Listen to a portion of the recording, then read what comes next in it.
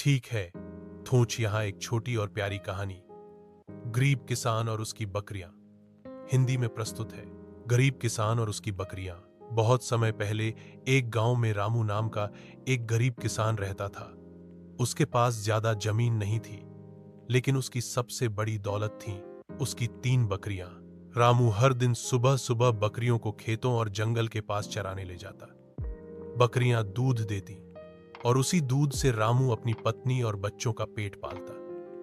गांव के लोग कहते, रामू भले ही गरीब है, लेकिन उसकी मेहनत और बकरियों की वजह से कभी भूखा नहीं रहता। एक बार गांव में अकाल पड़ गया। खेत सूख गए, पानी कम हो गया और लोगों के पास खाने को कुछ भी नहीं था। कई लोग अपनी गाय, बैल बेचने लगे, लेकिन रामू ने अपनी बकरियों को बेचने से इनकार कर दिया।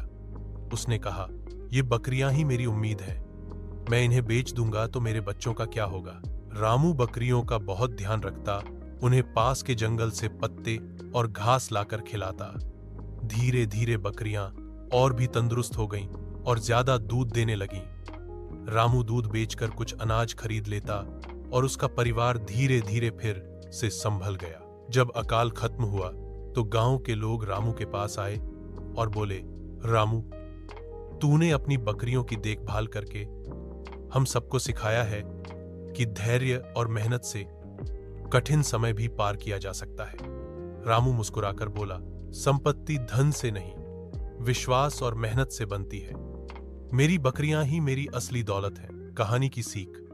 मोराल: ढाई कठिन समय में धैर्य और मेहनत से काम लेना चाहिए।